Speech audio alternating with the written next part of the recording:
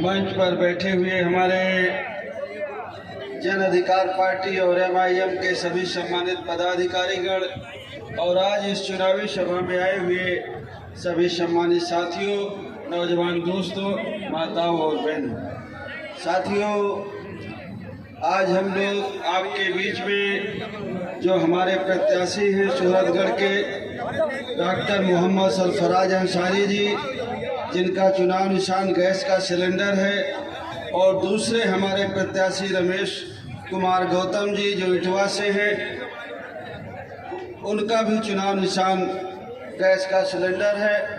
उन दोनों प्रत्याशियों के समर्थन में आपसे अपील करने आए हैं कि दोनों का चुनाव निशान गैस का सिलेंडर है, उसके सामने वाली बटन को दबाकर आप लोग अपना स्नेह और आशीर्वाद दे करके इनको विधानसभा में भेजने का काम करें। साथियों, हम लोगों ने ओवैसी साहब की देखरेख में भागीदारी परिवर्तन मोर्चा बनाया। भागीदारी परिवर्तन मोर्चा में ओवैसी साहब, मैं, रामकरण कश्यप जी, केवट रामधनी बिन जी, कमलेश चौहान जी और एक रिटायर पुलिस के अधिकारी रहे हैं DGP शेड्यूल कास्ट के, वो हमारे साथ में हैं। और इनके साथ में बहुत सारे सामाजिक संगठनों का सहयोग और समर्थन है। सारे लोगों की चाहत है, इच्छा है। जो मैंने और ओवैसी साहब ने भागीदारी परिवर्तन मोर्चा बनाया, तो सबकी ये चाहत है कि जो हम लोग एक नारा लगाते हैं, जिसकी जितनी संख्या भारी उसकी उतनी हिस्सेदारी, हर क्षेत्र में सभी को हिस्सेदारी, भागीदारी मिले। चाहे वो सरकारी नौकरियों का मामला हो, चाहे प्राइवेट सेक्टर का हो, जहाँ भी सरकार के द्वारा कोई स्कीमें, योजनाएं बनाई जाती हैं, लॉन्च की जाती हैं, सभी जगह सबको समान हिस्सा मिले, आबादी के हिसाब से हिस्सा मिले। भागीदारी परिवर्तन मोर्चा का मानना है कि किसान को खाद बीज फ्री मिले, सिंचाई के लिए उसको बिजली फ्री मिले, और वो जो मेहनत करने के बाद जो फसल पैदा करता है, उसकी फसल की कीमत उसे सही मिले। जाति जनगणना हो, एक समान शिक्षा पद्धति हो, अनिवार्य शिक्षा हो और फ्री शिक्षा हो, गरीब के लिए स्वास्थ्य सुविधाएं फ्री हो, बच्चों को पढ़ने के बाद रोजगार मिले। इन सारी बातों के साथ हम लोगों ने भागीदारी परिवर्तन मोर्चा के साथ अपने प्रत्याशियों को हम लोगों ने उत्तर प्रदेश के चुनाव में खड़ा किया है। हमारा ये मानना है कि अगर आप सब लोग भागीदारी परिवर्तन मोर्चा को सहयोग और समर्थन करते हैं, तो आने वाले दिनों में जो उत्तर प्रदेश में बड़े पैमाने पर अन्याय अत्याचार होता है, चाहे वो पुलिस के द्वारा हो, चाहे वो दबंगों के द्वारा हो, मुझे हमारी ये जानकारी में है कि यहाँ लोगों के घर गिरा दिए जाते हैं। जब वो कार्रवाई के लिए SDM या और अधिकारी के पास जाते हैं तो नहीं सुनी जाती। लोगों की बहन बेटियों से छेड़छाड़ होता है।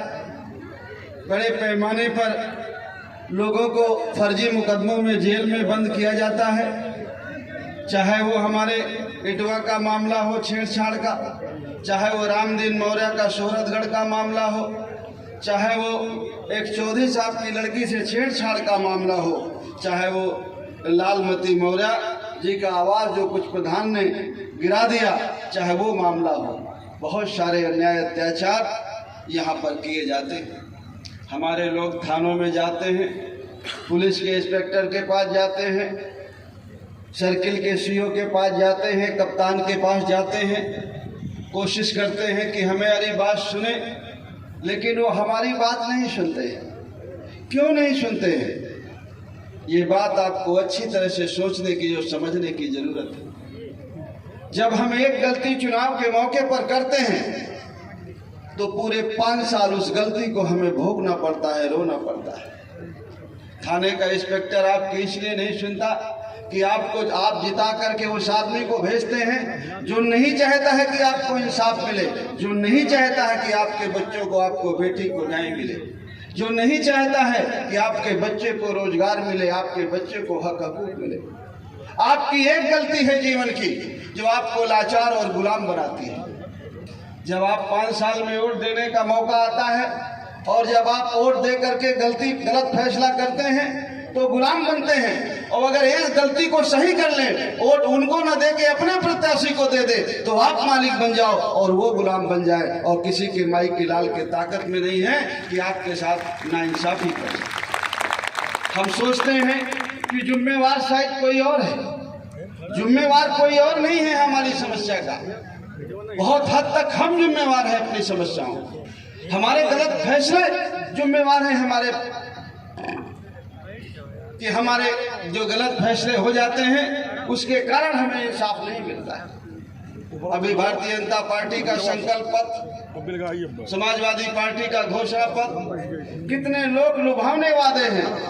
भारतीय जनता पार्टी कहती है सबका साथ सबका विकास, महंगाई कम करेंगे, किसान की आमदनी 2 गुना करेंगे। कोई इनमें से पूरा हुआ? कुछ राहत मिली?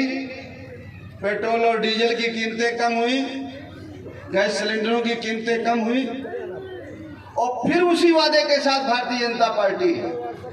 और समाजवादी पार्टी का घोषणा पत्र देखिए, समाजवादी पार्टी के नेता कितना बढ़िया घोषणा पत्र जारी किए हैं। वो कहते हैं कि 11 लाख सरकारी खाली पद पड़े हैं, जैसे हमारी सरकार बनेगी हम 11 लाख नौजवानों को रोजगार देंगे। तो बच्चे हमारे बड़ी जोर से ताली बजाते हैं।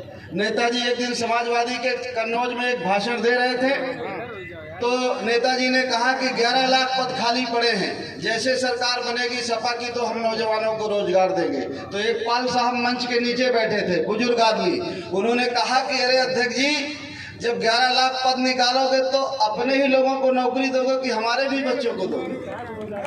सही कह रहा था कि गलत? वो पाल साहब ने कहा कि अध्यक्ष जी, अगर आपका बच्चा सिपाही दरोगा बने तो पाल साहब का बने, आपका बने तो शौकत अली जी का भी बने, आपका बने तो राजपूत जी का भी बने, आपका बने तो मोहरा जी का भी बच्चा बने। सबको हिस्सा मिले, सबको भागीदारी मिले, बात तो ये होनी चाहिए ना। लेकिन जब समाजवादी पार्टी की सरकार बनती है, भारतीय जनता पार्टी हिंदुत्व के नाम पर वोट लेती है, और जब सत्ता में पहुंच जाती है तो पिछड़े और दलित का रिजर्वेशन खत्म कर देती है। पिछड़े और दलित और अकलियत के बड़े पैमाने पर बच्चों को जेल में डाला जाता है फर्जी मुकदमों में। समाजवादी पार्टी धर्मनिरपेक्ष के नाम पर वोट लेती है कि बीजेपी को हराना है, हमें वोट दे दो, तो हम वोट दे देते हैं। और जब सत्ता में पहुंच जाती है और सिपाही बनने और दरोगा का और परगना मजिस्ट्रेट का बनने का नंबर आता है, तो फिर मुसलमान और पिछड़े नजर नहीं आते। फिर कौन नजर आता है? फिर उसको कुछ लोग नजर आते हैं, वो कुछ लोगों की सरकार होकर के रह जाती है। भारतीय जनता पार्टी की सरकार में अगर थानों में कुछ लोग दिखाई पड़ते हैं, तो समाजवादी पार्टी की सरकार में थानों में कुछ ही लोग दिखाई पड़ते थे, मुसलमान और पिछड़े का बच्चा नजर नहीं आता था। हम लोगों ने जो भागीदारी परिवर्तन मोर्चा ओवैसी साहब की देखरेख में बनाया, हमारा ये नारा है कि जिसकी जितनी संख्या भारी उसकी उतनी हिस्सेदारी। अगर अखिलेश यादव जी का लड़का सिपाही दरोगा बनेगा तो शौकत अली जी का भी बच्चा सिपाही दरोगा बनेगा, बाबू सिंह कुशवाहा का भी बच्चा सिपाही दरोगा बनेगा, पाल साहब का बच्चा भी सिपाही दरोगा बनेगा। मिलना चाहिए हक हिस्सा सबको कि नहीं मिलना चाहिए? हक अधिकार की बात होनी चाहिए कि नहीं होनी चाहिए? आप भी बताइए भाई, हिस्सेदारी की बात होनी चाहिए कि नहीं? कि खाली इस बात पे वोट देना है कि सपा से नाराज तो बीजेपी, बीजेपी से नाराज तो सपा? हमें हक हिस्सा नहीं चाहिए। चाहिए हक हिस्सा कि नहीं चाहिए? इधर हाथ नहीं उठा रहे बड़े पैमाने पर लोग। हक हिस्सा चाहिए कि नहीं चाहिए? चाहते हैं कि हमारी बेटी भी डॉक्टर बने, इंजीनियर बने, अच्छी नौकरियां मिले, अच्छी तामील मिले? चाहते हैं कि नहीं चाहते? अगर चाहते हैं तो जहां वोट दे करके उनको जिता करके भेजते हैं, वहां वोट दे करके ले करके आपको सोनभद्र विधानसभा से हमारे सरफराज भाई का, जिनको चुनाव निशान गैस का सिलेंडर है, उन्हें जिता करके भेजना पड़ेगा। और रमेश गौतम जी जो इटवा से प्रत्याशी हैं, उनका चुनाव निशान भी गैस का सिलेंडर है, उनको जिता करके आपको विधानसभा में भेजना पड़ेगा। साथियों, मैं एक बात और कहूँ, अभी हम लोग वहाँ से आ रहे हैं श्रावस्ती से। श्रावस्ती के कुछ अधिकारियों ने बड़ी मुश्किल में परमिशन दी और उन्होंने कहा कि भाई अब की बार तो परमिशन दिए देते हैं, लेकिन दोबारा ओवैसी साहब को नजर नहीं आना चाहिए। इतनी हिम्मत वहाँ के अधिकारियों की, और अधिकारी बेचारे ये भी नहीं जानते कि भाई चुनाव का मामला है, उनकी पार्टी है और लोगों की तो हमारी भी पार्टी है। अगर आप हमको इस तरह रोकेंगे और अगर आपकी खुदा न खास्ता इलेक्शन कमीशन में शिकायत हो गई तो फिर आपका क्या हाल होगा। लेकिन एक बात मैं और कहना चाहता हूं कि अब उत्तर प्रदेश में असदुद्दीन ओवैसी अकेले नहीं हैं, बाबू सिंह कुशवाहा और जन अधिकार पार्टी भी उनके साथ है। किसी के माई के लाल में ताकत नहीं है, किसी के माई के लाल की ताकत नहीं है कि उत्तर प्रदेश में असदुद्दीन ओवैसी को अब वो रोक सके। असदुद्दीन ओवैसी चुनाव और चुनाव के बाद भी आएंगे, बार बार आएंगे। उनको लोग रोकना चाहते हैं, क्यों रोकना चाहते हैं लोग उनको?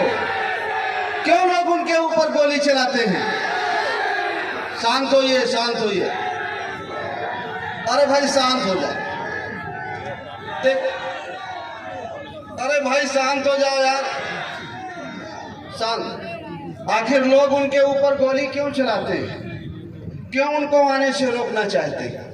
इसलिए कि असदुद्दीन ओवैसी दलित की, पिछड़े की, मुसलमान की बात करता है, उनकी हक अधिकार की बात करता है, हक हकूक की बात करता है।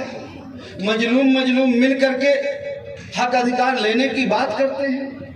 आपको नेता बनाना चाहते हैं, आपको अपने पैरों पर खड़ा करना चाहते हैं, इसलिए असदुद्दीन ओवैसी का को रोकना चाहते हैं। लेकिन हम बता देना चाहते हैं और आप सबकी तरफ से भी मैं बताना चाहता हूं कि असदुद्दीन ओवैसी अब उत्तर प्रदेश में किसी से रोके नहीं रुकेंगे। आप और हम सब उनके साथ हैं, है कि नहीं?